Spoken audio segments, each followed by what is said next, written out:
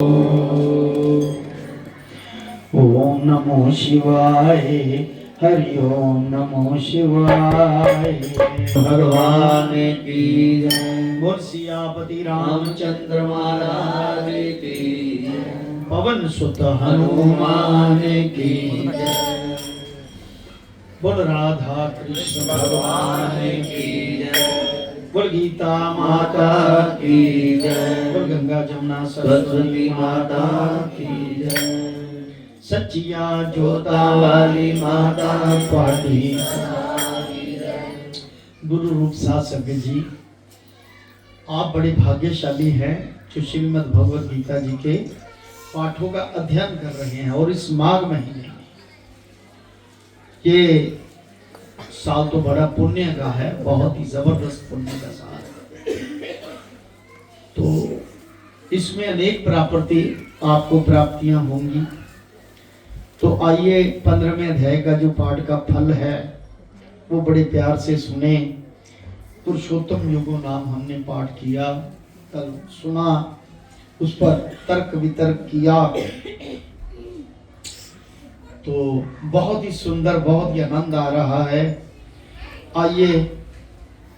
सियावर राम, बड़ा भरोसा था, क्योंकि अगर मंत्री अच्छा होना तो उसका राजपाट अच्छा चलता है। सारी एडमिनिस्ट्रेशन जितनी भी होती है वो मंत्री के हाथ में होती है। राजा सिर्फ उसकी गाइडेंस सुन के, सलाह सुन के तब जाके करता है।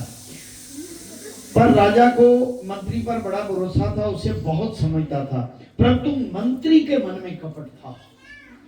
अगर मंत्री ही ना अच्छा हो तो राजा बेचारा क्या करेगा।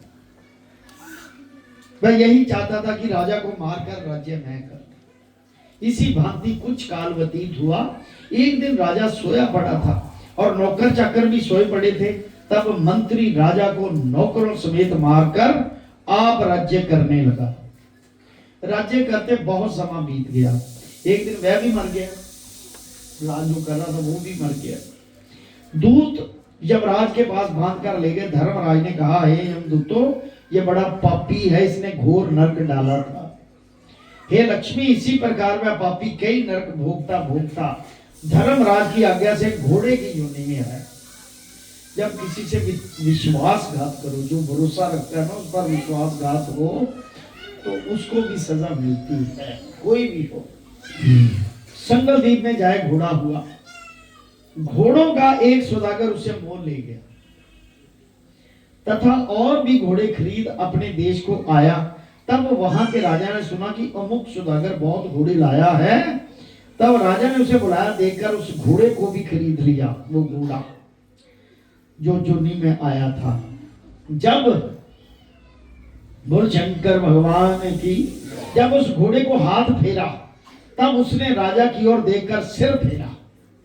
राजा ने देखकर कहा, क्या कारण है कि घोड़े ने सिर फेरा है। तब राजा ने पंडित बुलाकर पूछा, जो घोड़ा मोल लिया, इस घोड़े ने हमको देखकर सिर फेरा है, इसका क्या कारण है, हमको देख के सिर फेरा। पंडित जी ने कहा, राजा, इस घोड़े ने तुम्हें सर निभाया है। राजा ने कहा, ये बात नहीं। कई दिन पीछे राजा उसी घोड़े पर सवार होकर शिकार खेलने को गया। वह घोड़ा जल्दी चलता था। राजा शिकार खेलता खेलता बहुत दूर गया। आगे राजा शिकार तीर से मारता था। उस दिन हाथों से पकड़ के मारने लगा। राजा प्रसन्न हुआ। दोपहर हो गई, राजा को तृषा लगी, प्यास लगी।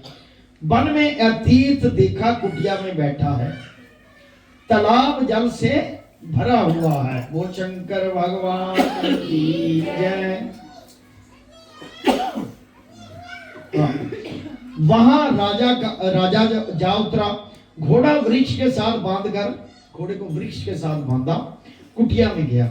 देखा तो साधु अपने पुत्र को गीता के 15वें अध्याय का पाठ सिखा रहा था। गीता माता की 15वें अध्याय का पाठ सिखा रहा था।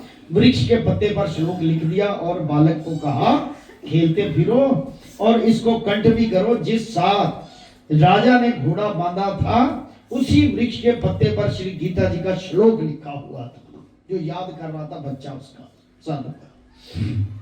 वह बालक पत्ता लेकर खेले भी, पढ़े भी। उस पत्ते को घोड़े ने देख लिया। जब देखा तो घोड़े की तत्काल देव दे चुके। देव पाई दे छूटकर स्वर्ग से विमान आए, तिस पर बैठ वैकुंठ को चला। आकाश में खड़ा हुआ, इतने में राजा पानी पीकर बाहर आया, देखे तो घोड़ा मरा पड़ा है। राजा ने चिंतावान होकर कहा, ये घोड़ा किसने मारा, इसे क्या हुआ? इतने में वह बोला, हे राजन, तेरे घोड़े का चैतन्य मैं। चतुर्भुजी रूप बन गया ना वहां। चैतन्य का मतलब उसकी आत्मा, मैं चैतन्य, मैंने देवदेही पाई है, वैकुंठ को चला हूं। राजा ने पूछा, तुमने कौन सा पुण्य किया? उसने कहा, राजन, ये बात ऋषिवर से पूछो। राजा ने उस ऋषिवर को बुलाकर पूछा, हे ऋषिवर जी, ये क्या कारण हुआ? ऋषिवर ने कहा, हे राजन, गीता का लिखा हुआ पत्ता इसके आगे पड़ा है, घोड़े में अक्षर देखे, इस कारण घोड़े की गति हुई। राजा ने पूछा, पीछे घोड़ा कौन था? घोड़े के सिर फेरने की बात भी कही राजा ने। ऋषिवर भी ये बात मुझे सुनाओ कि मेरा और घोड़े का क्या संबंध है? ऋषिवर ने कहा, राजन, पिछले जन्म में तू राजा था, ये तेरा मंत्री था, ये तुमको मारकर राज्य करता रहा, तू फिर भी राजा हुआ दोबारा। ये मरकर धर्मराज के पास गया। धर्मराज ने धिक्कार कर कहा, इस पापी कृतगण को, एहसान फरामोश को खूब नरक भोगा। बड़े नरक भोगता भोगता घोड़े के जन्म में आया। संगल द्वीप से आकर तेरे पास बिका। जब उसने सिर हिलाया तब कहता था, हे राजन, तू मुझे पहचानता नहीं, परंतु मैं तुझे पहचानता हूं। ये कहकर ऋषि जी चुप हो गए। राजा ने विस्मृत होकर दंडवत की। पीछे से और सेना के लोग आ मिले। राजा अपने घर आया और अपने पुत्र को राज्य देकर आप वन को गया, तप करने लगा। श्री गीता जी के 15वें अध्याय का पाठ किया करता, जिसके प्रसाद से राजा भी परम गति का अधिकारी हुआ। नारायण जी कहते हैं, लक्ष्मी, ये 15वें अध्याय का महात्म है जो मैंने कहा तेने सुना। श्री पद्म पुराणे सतीश्वर समाधे उत्तराखंड गीता महात्म नाम पंचदशो अध्याय। सुबह भगवान सबको जीवन दान दे। 16वां अध्याय होगा, देव असुर संपदा विभाग योग 24 श्लोक। देव मतलब हम सब में जो 3 गुण व्यापे है, उसमें देवता कौन है और असुर श्रेणी का कौन है तो सारे मनुष्य ही। राक्षस जाति का कौन है? कर्म से जाति है, यहाँ ये ध्यान रखना। और देवता भी किस कर्म से देवता है? मनुष्यों में ही, हमारे बीच में ही जिस जैसा जैसा कर्म वैसा वैसा बुद्धि। राक्षस बुद्धि और देव बुद्धि कैसी है, उसके बारे में चर्चा होगी। वो शंकर भगवान की ओम नमो शिवाय। हरि ओम नमो शिवाय। ओम नमो शिवाय। हरि ओम नमो शिवाय। ओम नमो शिवाय। ओम नमो शिवाय। ओम नमो शिवाय। ओम कलिंग कृष्णाय नमो। ओम कलिंग कृष्णाय नमो। ओम कलिंग कृष्णाय नमो। ओम कलिंग कृष्णाय नमो।